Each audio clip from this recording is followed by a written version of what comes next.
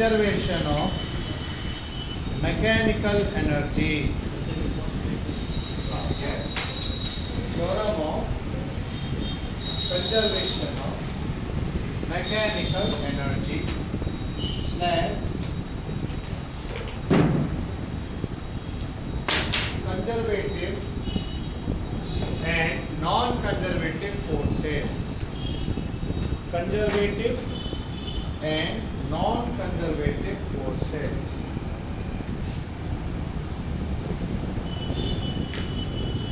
And relation between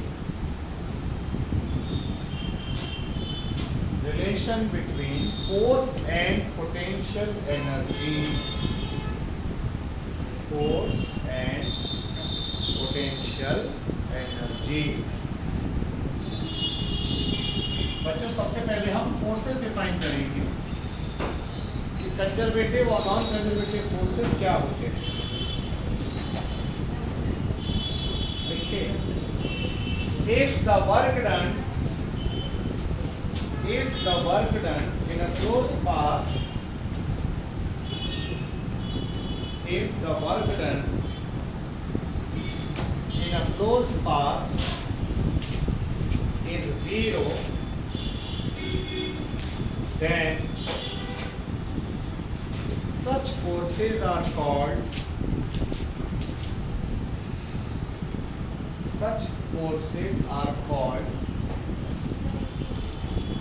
if the work done in a closed path is 0, then such forces are called conservative forces.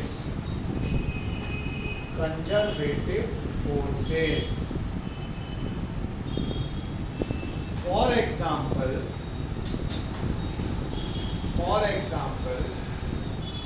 gravitational force,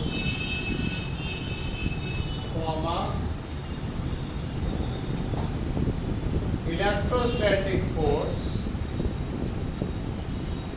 gravitational force, electrostatic force are the example of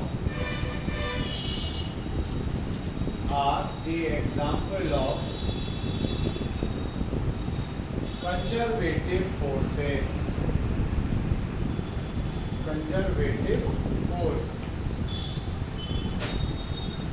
Next, the change in kinetic energy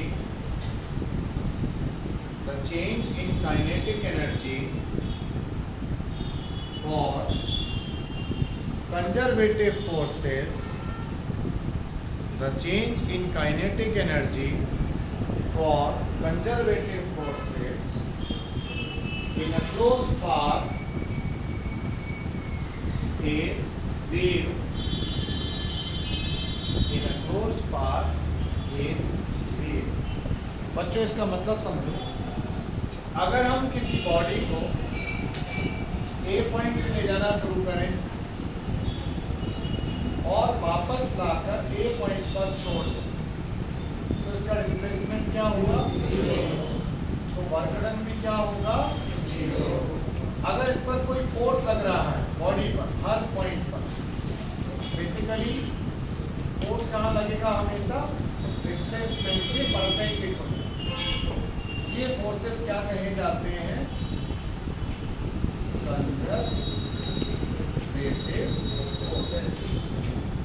okay, example समझो. जैसे मान लो यहाँ पे सन है और यहाँ पे हमारी अर्थ है. सन के चारों ओर अर्थ घूमती है. कौन सा फोर्स लगता है अर्थ पर? Gravitational force. और अर्थ का जो डिस्प्लेसमेंट है that is always along the tangent. Understand? So they are at 90 degree. So work done by the force of gravitation is how much? 0. It means gravitational force is a conservative force. आई बात समझ में? दूसरा point क्या है force के nature के लिए, वो समझिए. क्लोज पाथ में वर्क डन कितना मिला? 0. हमें मालूम है work done on a body is equal to change in kinetic energy. Work आया 0, तो काइनेटिक एनर्जी में चेंज भी कितना होगा? 0. चेंज अगर 0 है इसका मतलब क्या हुआ? Final kinetic energy is equal to initial kinetic energy. यानी कंजर्वेटिव फोर्सेस पाथ में जब आप बॉडी को मूव करवाते हैं तो काइनेटिक एनर्जी में बच्चों कोई भी चेंज नहीं होता, क्योंकि क्लोज पाथ में वर्क ही नहीं होता। जब वर्क ही नहीं है तो काइनेटिक एनर्जी में कोई भी चेंज नहीं आएगा, जो इनिशियल थी वही फाइनल होगी। कॉपी करिए इसको। तो हमारे सिलेबस में दो तरह के कंजर्वेटिव होते हैं। 11th के सिलेबस में ग्रेविटेशनल कहते हैं इसको, 12th में हम कूलॉम फोर्स पढ़ेंगे, वो भी कंजर्वेटिव होता है। ओके बच्चों, कॉपी करो। तो थोड़ी देर में कोई टाइम नहीं बच्चों, अभी आगे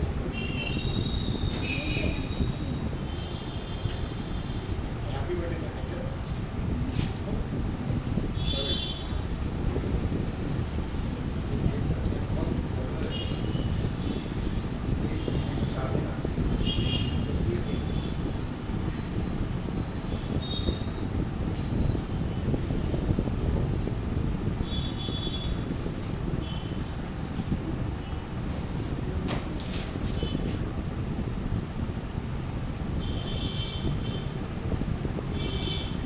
आप सभी बच्चे ग्रुप में ऐड हो चुके हैं ना?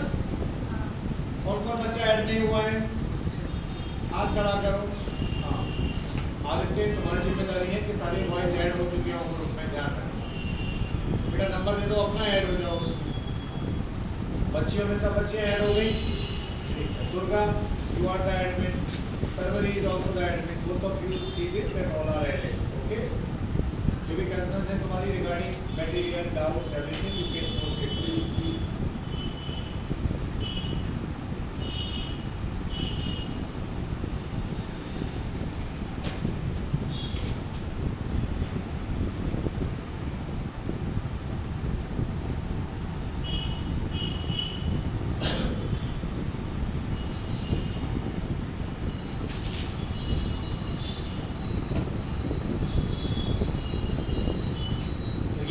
कैसा हो गया बेटा? कंजर्वेटिव। एक तरह से आप ऐसा कह सकते हो कि क्लोज पाथ में एनर्जी कंजर्व रहती है, इसलिए इनको बोलते हैं कंजर्वेटिव फोर्सेस।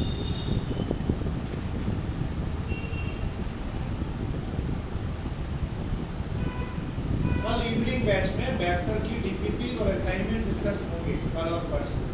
वेक्टर्स आज अनाउंस होगा। वो जिन बच्चों का वेक्टर का डिस्कशन नहीं हुआ हो वो अपने डीपीपी और असाइनमेंट ले लें और उन्हें वहाँ अटेंड कर लें। ठीक है, इस बीच में वहाँ वेक्टर और काइनेमेटिक्स की डिस्कशन होगी। 4 o'clock आ जाना। आज तो पढ़ाएंगे थोड़ा एनालिसिस, और कल से केवल डिस्कशन होगा जब तक वेक्टर और काइनेमेटिक्स कंप्लीट नहीं होगा। जिन बच्चों की पेंडिंग हो वो उस बैच का अटेंड करें। ओके, ठीक है। अब देखो बेटा, non conservative forces. Non conservative forces, non conservative force कौन से होते हैं? देखिए, if the work done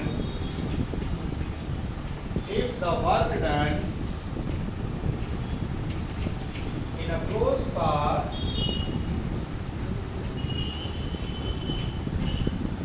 if the work done in a closed path is non-zero,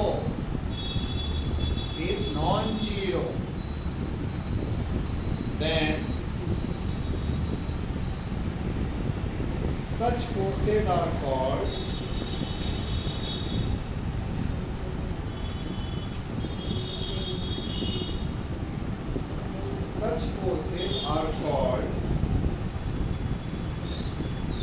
non-conservative forces.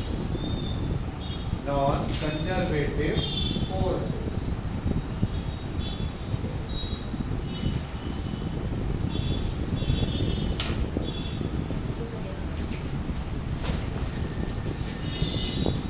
For example,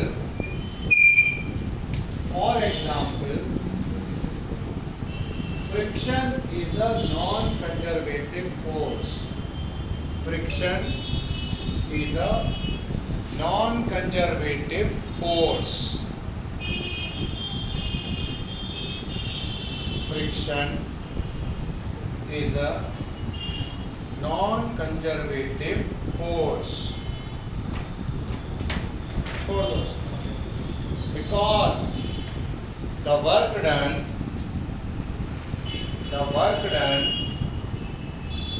in a closed path is non-zero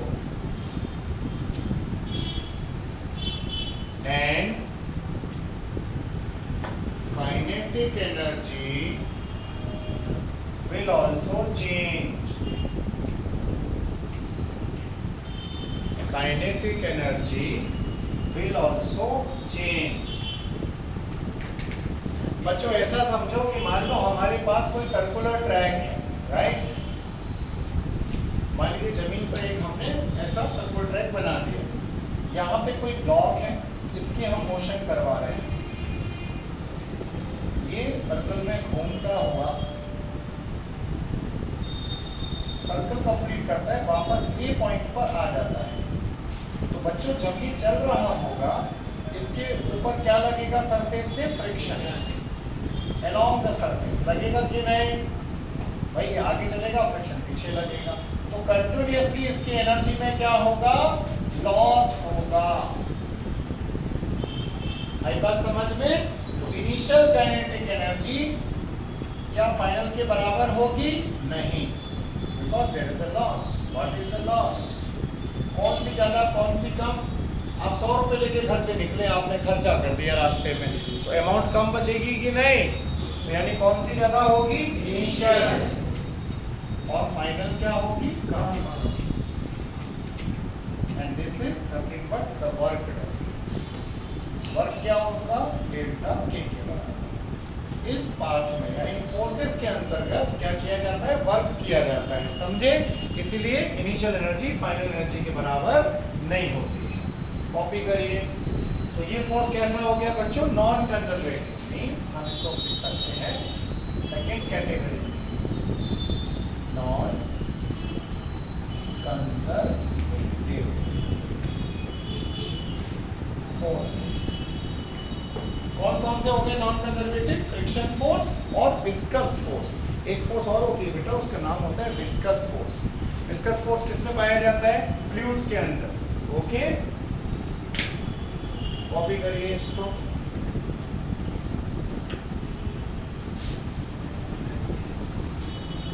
कोई problem है तो पूछिए।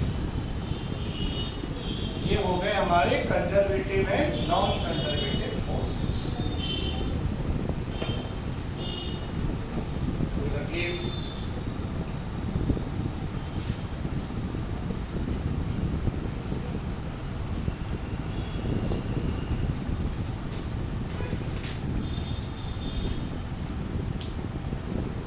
Next आता है रिलेशन। किस किस में? वर्क में और एनर्जी का रिलेशन समझना है आपको। वो क्या है? Work and energy relation. क्या होता है बेटा वर्क और एनर्जी में रिलेशन? अगर आप वर्क करेंगे तो आपकी एनर्जी कम होगी कि नहीं? अगर कोई आप पर वर्क करेगा तो आपकी एनर्जी इंक्रीज होगी। इसलिए आप पेन नीचे रखते हैं और समझें। जैसे मान लीजिए यहाँ पे कोई बॉडी है, इसको कहते हैं हम वर्क पोटेंशियल एनर्जी रिलेशन। ये कोई बॉडी है, जमीन पे रखी थी, एक पर्सन ने इसको ऊपर उठाया, तो ग्रेविटेशनल फोर्स कहाँ लग रहा है? नीचे।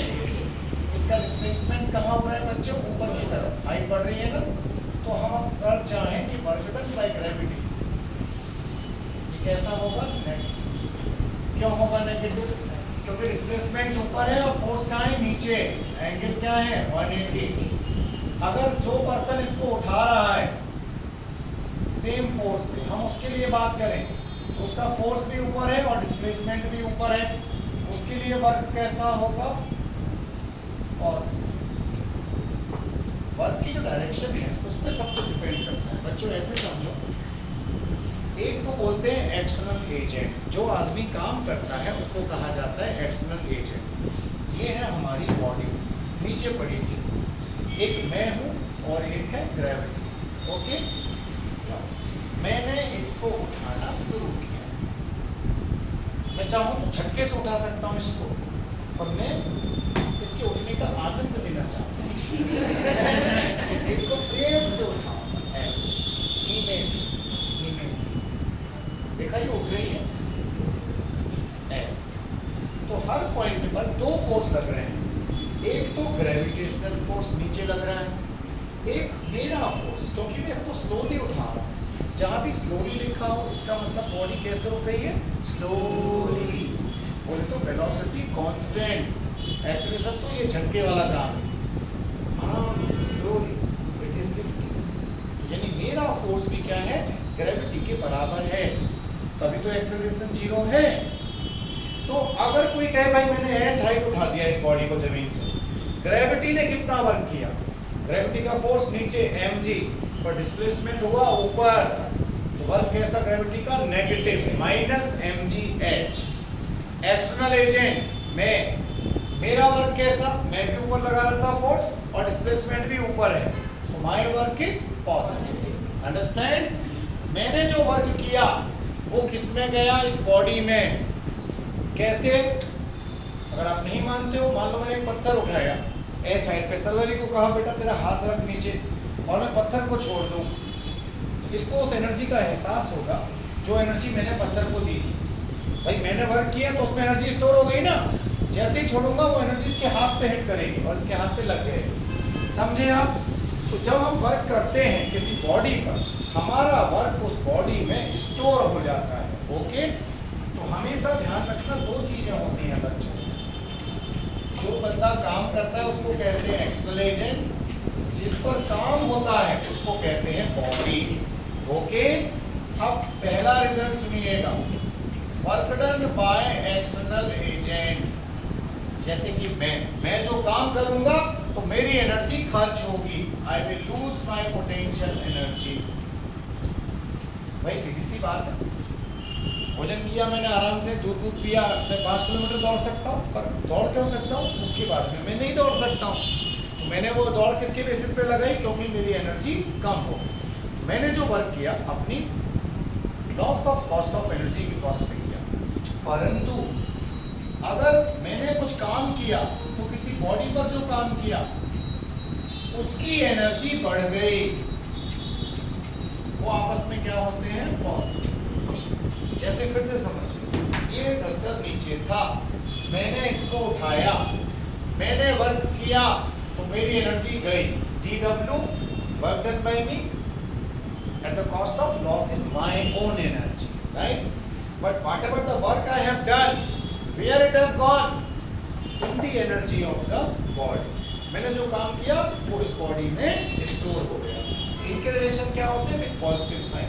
म्यूचुअली एक ही चीज के लिए बात कर रहे हैं, तो आप काम करेंगे तो आपकी एनर्जी कम होगी। ओके, इसको कहते हैं relation between work and potential energy.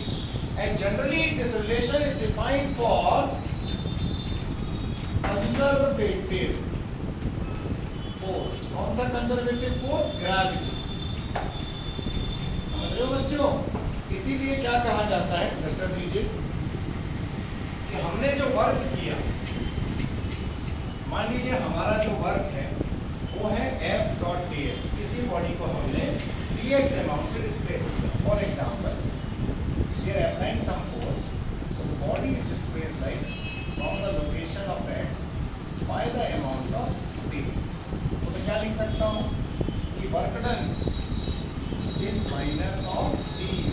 मेरे लिए वर्क क्या होगा, F dot dx is minus D, इसीलिए F कितना आता है बच्चों, minus D upon dx। Okay, ये रिलेशन हो गया फोर्स और पोटेंशियल एनर्जी के बीच। किसी बॉडी को मैंने जमीन से उठाया, x होने के बाद थोड़ा और उठा रहा हूँ उसको मैं dx, तो मैं वर्क कितना करूंगा, dw। मेरी एनर्जी में लॉस कितना होगा बच्चों, du का, dw is minus D. Work कितना, फोर्स डॉट dx। ये रिलेशन होता है फोर्स और पोटेंशियल एनर्जी के बीच। कॉपी करिए, यहाँ से शुरू करिए, यहाँ पर खत्म करिए। ठीक है, रिलेशन। हाँ जी, कौन सा केस? अरे आप जो काम करोगे आपका वर्क किस में जाएगा, बॉडी के अंदर। आपका, ये आपकी एनर्जी के बारे में बात हो रही है, आपने वर्क किया, आपकी एनर्जी कम हो गई। ये आपकी और बॉडी के बारे में बात हो रही है, दो अलग चीजों के बारे में। आपने जो वर्क किया वो कहाँ गया, बॉडी की एनर्जी में increment. for the same person. You will do the work, you will lose your energy. This is for work, person and the body. Person work करेगा तो वो एनर्जी किसकी बढ़ेगी? बॉडी की एनर्जी। कॉपी करिए इसको। ये लेसन ध्यान रखना है, माइनस du अपॉन dx। ठीक है? प्रकाश तुम शाम को आ रही हो आजकल? कल आया था? तू क्या पढ़ाई कर रहा है, मजाक कर रहा है? पैसे वैसे ले जा वापस घर जा। क्या टाइम पास करने क्यों आ रहे हैं? 70 में से 60 निकलेंगे, इससे अच्छा एक कम निकलेगा। Why is not coming to the class? तेरा टाइम पास के लिए इस दुकान है, रोड पे बहुत सारी दुकान है, वो पैसे भी कम लेंगे और पूरा टाइम तेरा 2 साल का खराब कर देंगे। बढ़िया चुटकुले ऐसे मजाक करके तेरी लाइफ खराब कर देंगे। तुझे पढ़ना है तो तू क्लास में आ। अगर तू आज नहीं आया बेटा, तू एडमिशन वापस ले जा। आप समझ रहे हो? 40 बच्चों में से 40 निकले, ये मेरा सपना है। पैसा कमाने को नहीं पढ़ा रहा हूँ मैं। तो समझ में आ रहा है? 4 बजे क्या करते हैं? तू क्यों नहीं आता क्लास को? Why are you not coming to the class at 4 o'clock? यहीं पर क्लास है और कहाँ पर? कितने बच्चे आ रहे हैं 4 बजे? बेटा हाथ खड़ा करो। You have no sincerity. आपके फादर का नंबर देना, आज आपके पिताजी से बात करूंगा, मैं तुमको बोल रहा हूँ। 3 दिन से ये बच्चा पहले आया, 6 दिन गायब रहा, महीने भर गायब रहा। बेटा इसको कहाँ से समझ में आएगा? और दुनिया की कौन सी ताकत इसको पढ़ाएगी? बताओ। मैं भी बदनाम हो जाऊंगा कि बच्चा तुम्हारे पास पढ़ा था। ऐसा बदनाम नहीं होना है मुझे। I'm not like मुन्नी जो बदनाम हुई डालेंगे। मेरे पास 40 बच्चे हैं, मुझे 40 के 40 निकालने हैं। समझ बेटा बात को। और सही डांट दो, मेरे पिताजी भी डांटते तुझे। सही है कि नहीं है? बोलो बच्चों।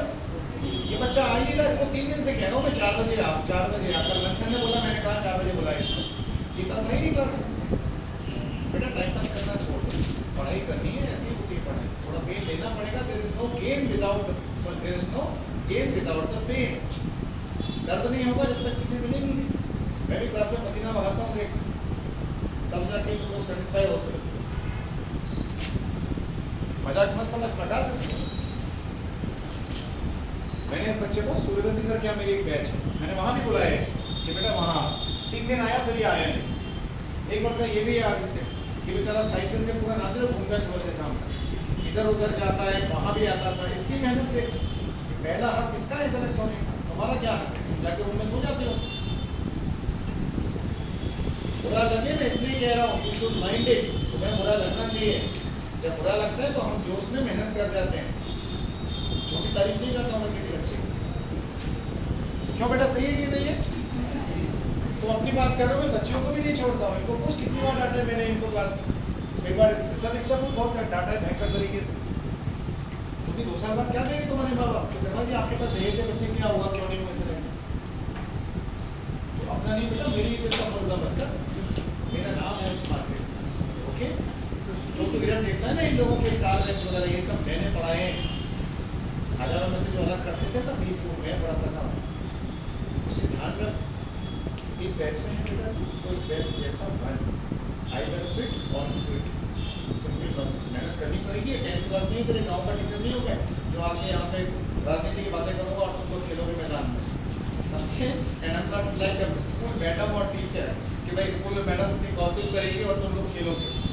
Okay, good boy. समझ बेटा प्रकाश, अच्छा बच्चा है, मेहनत करना शुरू कर। चलो एक क्वेश्चन लिखो सब बच्चे, देख के रहो सकल की तरफ। If the potential energy of an object, if the potential energy of an object is given by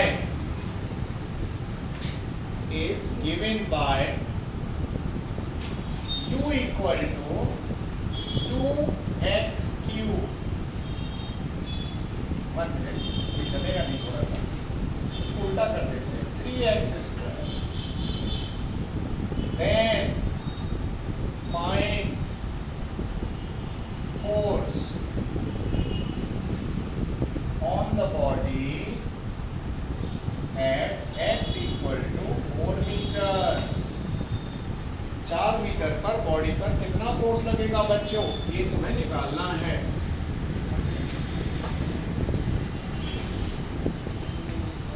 अभी अभी बताया तुमको, फोर्स क्या होता है? Minus du upon dx। Very good बच्चे। एक सेकंड प्रकाश, खड़े हो जाओ राजा बेटे, खड़े हो जाओ। नहीं बेटा, ये भी मेरा बच्चा है, इसकी भी जिम्मेदारी मेरी है। अगर तुम्हारे सफल होने के मैं खुशी मना सकता हूँ तो उसके फेल होने का भी तुम मुझे मनाना चाहिए। यहाँ क्या फर्जीवाड़ा है कि पढ़ाते हो आप 8,200 सेलेक्ट होते हैं, बाकी सब 7,800 पैसे भरते हैं बेचारे। उनके नसीब में केवल फेल होना लिखा है, क्योंकि उनको टाइम पे अवेयर नहीं किया जाता, उनसे कोई कनेक्शन नहीं होता। 8,000 में से 200 सेलेक्ट होते हैं, बाकी 7,800 गाँव से आकर केवल यहाँ पैसे और उनकी बैंक भर के जाते हैं। तुम बताओ मुझे कैसे निकालेंगे force? Come on, because there is no monitoring. Force कैसे निकालें? आपने बेसिक मैथ के वीडियोस देखे? एक मिनट, बेसिक मैथ के वीडियोस देखे? क्यों नहीं देखे बेटा?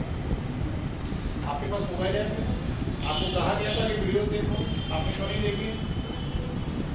3 दिन से आपसे कहा जा रहा है कि आप वीडियोस देखो। एक बात बताओ, दुनिया में ऐसा कोई टीचर नहीं है जो आएगा भगवान की तरह और तुम्हें छूमंतर करके कहेगा कि चल 1 मिनट कर। एक मुस्कुरा रहा है, इधर इधर देख, मेरी आंखों में देख। तो तुम्हारे पास है, 4 मेरे पास है। बेटा पढ़ाई करना शुरू कर, सीरियस हो जा अपने कैरियर को लेके। पैसे देके कोई किसी को खरीदता नहीं है। तुमने फीस भरी, इसका मतलब मुझे खरीद नहीं लिया। तो सही बात है, तो बोलता हूँ मैं और बोलूँगा। जब तक नहीं पढ़ोगे सेलेक्ट नहीं हो, ओके? इसलिए कल तुम बेसिक मैथ के दोनों वीडियो देख के आओगे, मैं 4 सवाल पूछूंगा तुमसे। अभी फिलहाल मुझे ये बताओ, F इक्वल टू क्या होता है बच्चों? Minus d/dx। जरूरी है बेटा, बच्चों का ख्याल रखना। Minus d upon dx। u कितना है? कम ऑन, शाबाश। इसका डिफरेंशिएशन क्या होगा? पहला मौका भाई के लिए, बोलो क्या होगा? कैसे करेंगे? कुछ याद नहीं है बच्चे को, नील बटे सन्नाटा। बैठ जाओ। डिफरेंशिएशन आई थिंक पैरोमी को तो पता होगा। बोल बेटा, स्टैंड अप, कम ऑन। ना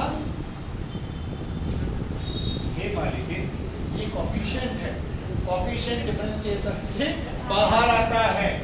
कैसे बोल सकती है बेटा? 3 बाहर। अब देख, x स्क्वायर का 2x, फोर्स कितना आया? -6। किस लोकेशन पर चाहिए हमको बच्चों? 4 पर। सो कितना आ गया फोर्स? 24 न्यूटन। माइनस माइनस कुछ नहीं, माइनस का मतलब it is directed along minus x axis. Okay, that is the meaning, direction. ठीक है, या इसको ऐसा लिख सकते हैं, F equal to 24 minus something like. ठीक है बेटा, कॉपी कर लीजिए।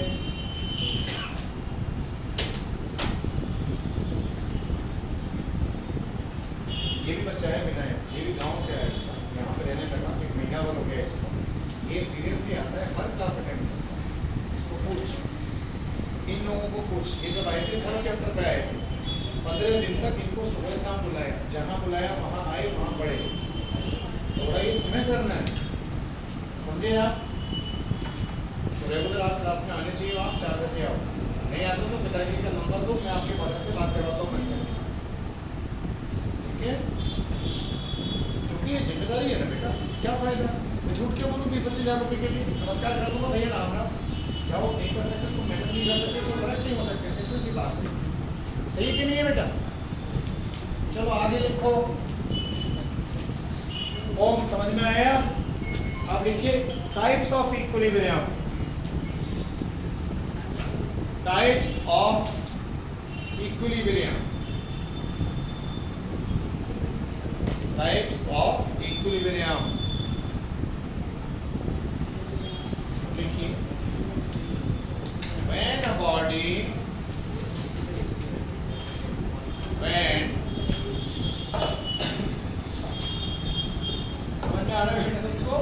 हाँ, when a body is in equilibrium, when a body is in equilibrium, then force on it is zero. Net कर देना, then net force on it is zero.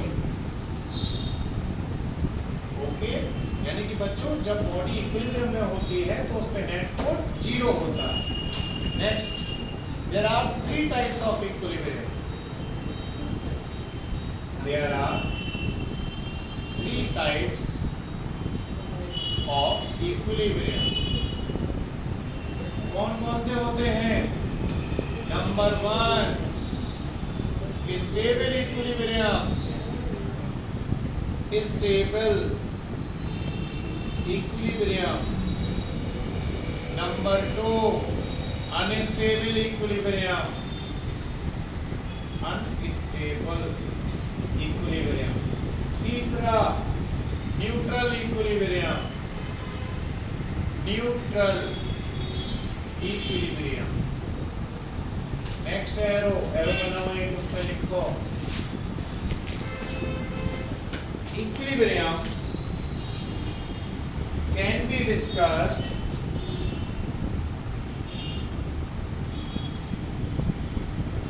over the UX curve. U बोले तो potential energy, U dash X, UX curve as explained below.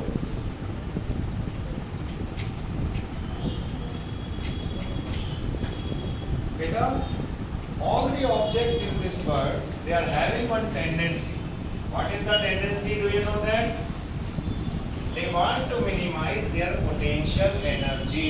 हर कोई व्यक्ति object ये चाहता है कि उसकी पोटेंशियल एनर्जी क्या हो? मिनिमम हो. ऐसा वो क्यों चाहता है? क्योंकि ऐसा करने पर वो बॉडी स्टेबल होती है. जैसे ये मार्कर है, छोड़ दिया, नीचे क्यों गया? क्योंकि इसकी पोटेंशियल एनर्जी यहाँ पर मिनिमम है, यहाँ पर ज़्यादा है. इसको यहाँ परेशानी थी. ये क्या चाहता था कि मेरी एनर्जी मिनिमम हो, पोटेंशियल एनर्जी. तो जैसे जैसे ऑब्जेक्ट की एनर्जी पोटेंशियल पर्टिकुलर मिनिमम होती है, it will go towards the stability. ये कहाँ जाता है? स्टेबिलिटी की तरफ जाता है. आप घर जाके पलंग पे सो जाते हो कि मम्मी मैं तो आज बहुत थक गई, या मम्मी मैं तो बहुत आज थक गया, एकदम लेट जाते हो. क्यों? जब आप वर्किंग में होते हो खड़े हुए, तो आपका सेंटर ऑफ ग्रेविटी जो है, you have to maintain it at some height from the surface, right? So you are doing the work against the gravity. आप सीढ़ियाँ जब चढ़ते हैं तो आप अपने वेट को लिफ्ट करते हैं अगेंस्ट द ग्रेविटेशनल फोर्स. तो आपको चढ़ने में दम लगानी पड़ती है. 3 फ्लोर के बाद आप चढ़ नहीं सकते. जब आप नीचे उतरते हैं तो आप कुछ नहीं करते, जो करना है वो ग्रेविटी करती है. 10 फ्लोर से भी आप भागते हुए उतर जाएंगे, आपको कोई थकान नहीं होगी. Because gravity is in downward direction, displacement is also in downward direction. समझे? पर ऊपर जाते समय you have to lift your body. You are doing the work against the gravity, so that is why you will lose your energy. अब सुनिए, मैं जो आपको समझाने जा रहा हूँ, स्टेबिलिटी का मतलब क्या है. अगर मैं एक यूएक्स ग्राफ बनाता हूँ, यहाँ पे पोटेंशियल एनर्जी, यहाँ पे पोजीशन, ये जो लोकेशन है और ये जो लोकेशन है, एक ये वाली भी है, इसको कहते हैं अनस्टेबल इक्विलिब्रियम. इसको कहते हैं स्टेबल इक्विलिब्रियम. इसको क्या कहते हैं? Neutral equilibrium. तो ये भी ऐसा क्यों बोलते हैं? देखो बच्चों, जहां पर भी इक्विलिब्रियम होता है, in case of equilibrium net force is zero.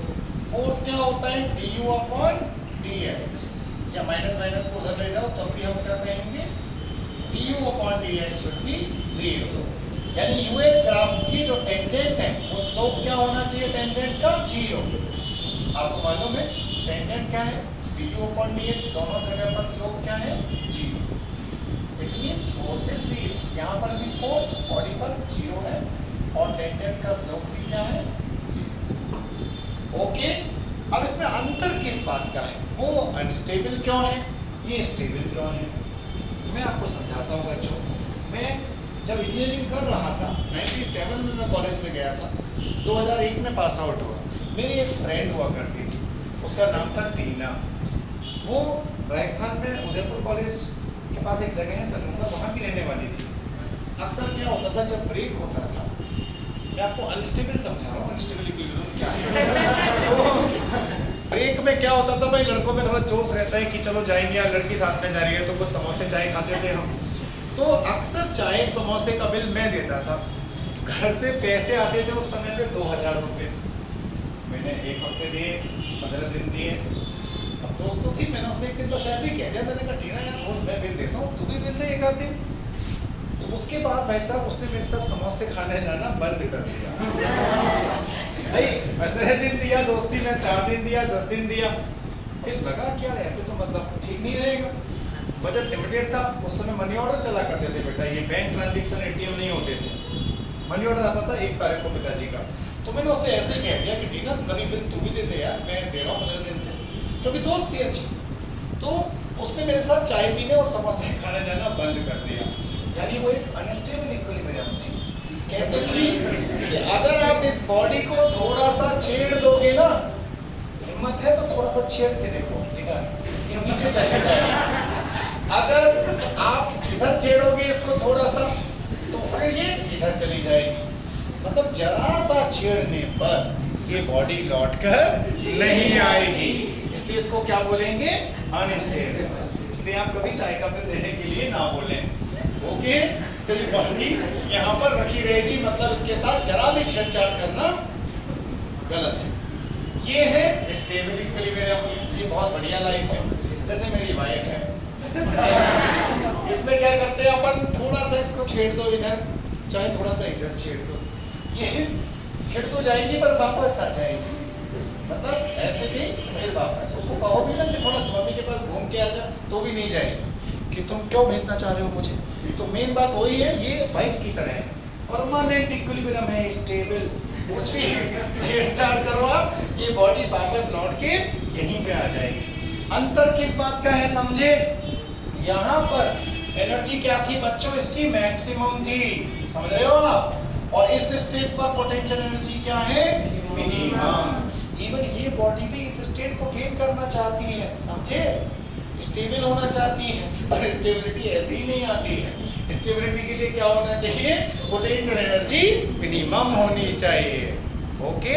ये क्या है बेटा, ये अपने फ्रेंड्स के टाइप है, नॉर्मल दोस्तों के टाइप। इधर ले जाओ तो यहाँ आ जाएगी, इधर शिफ्ट कर दो तो यहाँ पे रुक जाएगी। न्यूट्रल है, इसको कोई फर्क नहीं पड़ता, आप लेफ्ट ले जाएं लेफ्ट, राइट ले जाएं तो राइट, पर ये कोई कॉल नहीं करते हमारे लिए, इसको हम क्या आउटडेटेड मानते हैं। दो चीजें जरूरी है, unstable and stable. I think आपको समझ में आ गया, कॉपी करिए इसको। ये जो पॉइंट आप देख रहे हो टॉप वाला, इसको कहते हैं अपन पॉइंट ऑफ मैक्सिमा। ये जो आप पॉइंट देख रहे हो स्टेबल इक्विलिब्रियम का, इसको क्या बोलते हैं प्यारे बच्चों, मिनिमा। ठीक है, आपको मैक्सिमा मिनिमा में बताया था मैंने, वाई एक्स ग्राफ के लिए मैक्सिमा पर क्या होता है, d/dx less than 0। So here at the maximum d/dx square less than 0, और यहाँ पर y की जगह हम एनर्जी ले रहे हैं d/dx स्क्वायर, मिनिमम पर it should be more than 0। ये कंडीशन पूछ ली जाती है कि भाई स्टेबल इक्विलिब्रियम पे क्या होगा, अनस्टेबल पे क्या होगा, ये आपको याद होना चाहिए। बाकी सब बाद में करेंगे। कौन सा, ये वाला क्या, ये कैसे है, इन इक्विलिब्रियम फोर्स क्या होना चाहिए इक्विलिब्रियम में, बॉडी पे 0, ठीक है। तो d/dx 0 माइनस उधर गया तो again the same condition, d/dx is 0। Copy कर लो बच्चों।